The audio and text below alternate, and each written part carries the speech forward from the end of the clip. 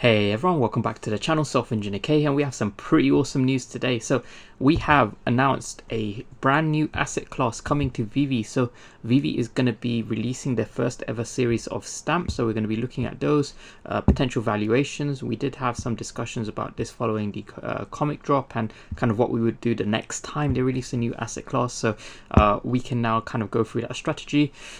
We will also be having the upcoming comic drop tomorrow. I just did want to touch something on the drop timings as well, and we also wanted to just quickly go through the price of Omi for today. So first off, VeVe has announced a partnership with USPS, the United States Postal Service, and they will be unveiling a brand new asset class, which is going to be the stamps, so digital stamps. So these are going to be stamps which have been tokenized as NFTs, and you know, stamps were probably one of the first ever forms of collectibles.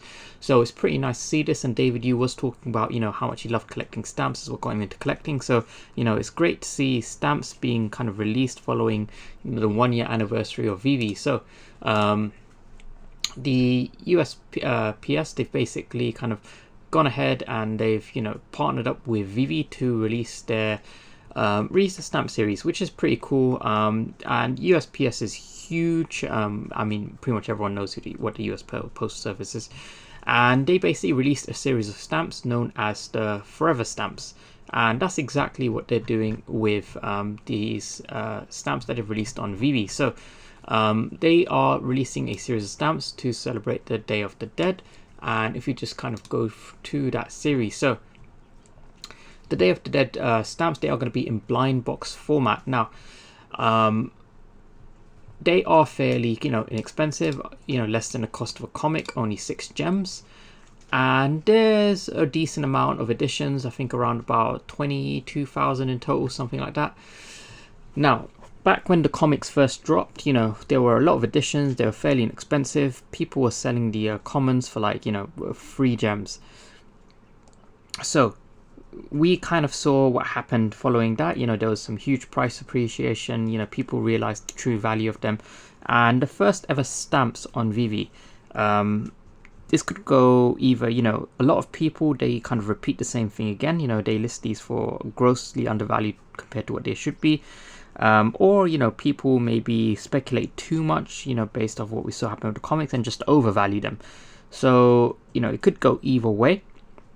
However, if anyone is listing these stamps for, you know, below the retail price, then I am personally definitely buying those because, you know, it's the first ever stamps and they're fairly inexpensive. So it's kind of hard to, you know, pretty much lose your gems on this investment.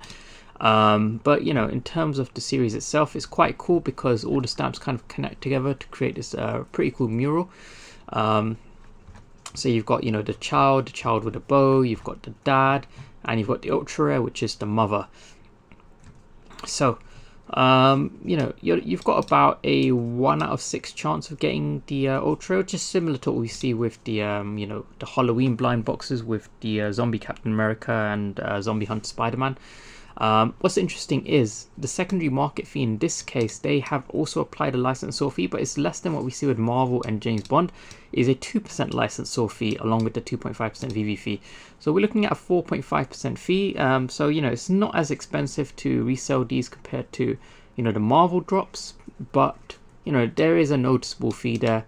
You know, nearly 5%. So, you know, just factor that in when you are kind of buying these and reselling these as well. So pretty awesome stuff. If we go straight to the Amazon, so the first ever Forever stamps aren't actually these Day of the Dead ones. The first ever ones were the Liberty Bells, and you know, price wise, you know, compared to where they started at, they're worth about 10 times, no, so they're worth about 100 times as much. And these were released back in 2007, so, you know, 100x since 2007 is fairly decent. However, you know, does that translate to the digital version? Who knows? You know, in terms of comics, yeah, we did see some correlation between the classic comics on VeVe, you know, appreciating more than the more modern ones, because that's, you know, classic ones in real life are worth more. So, you know, we'll have to wait and see. However, I do believe that, you know, these stamps are going to hold some pretty good long-term value just because it's the first ever stamps ever released on VeVe. You know, the first ever something typically will hold some value. Now, on that point, just on the comics, so the Marvel Ultimates is dropping tomorrow, and it's going to be dropping at 8 AM PST. Now, for those who are in the UK time zone, we had daylight savings recently, so I believe the drop for us is now actually going to be at 3 PM, not 4 PM. So just be careful of that, because you might end up missing the drop. But in terms of additions, there are a lot of additions for this 30,000. So, you know, just for quick predictions, I believe the commons are going to be going for about 11 gems, the uncommon about 25 gems, the rare about 50 gems, ultra rare about 170, 180 gems, and I believe the secret rare is going to be going for about 600 gems. You know, this is a modern comic. It's not too valuable in real life. There are a lot of editions of it. And you know, if the Fantastic Four zombie one is kind of going around a similar price, then I expect this one to go for quite similar as well. And that's got 5,000 less editions as well, so do keep that in mind. Now, lastly, what I want to go through is the price of Omi for today. So last time we had a look at this, you know, we spoke about Omi and how it is kind of breaking out this downward channel, and it appears to be doing so. What we need to do is we need to basically, like I said, close above this trend line and hold. We're not holding very well because we did dip back below and now we've rebounded. So this descending trend line could actually end up being a point of support. But you know, as you can see, the downward channel it is starting to taper off a bit. So you know, once we start to see some sideways movement, that's where we could be primed to have a push to the upside. And where are we going? Well, I said last time we are going to go, you know, to that 0.83 cent range, retest that here, and then push straight to 1 cent. You know, we could go either way, just go straight to 1 cent. You know, it depends what announcements get lined up.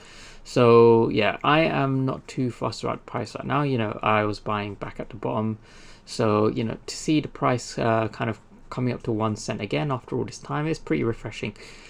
But yeah, that's pretty much everything I'm going to go through with you guys today. Please do like, subscribe, support the content. Check out the Omi Homie merch in the description below. You can use my code K10 for a 10% discount. And I will see you guys in the next video. See ya.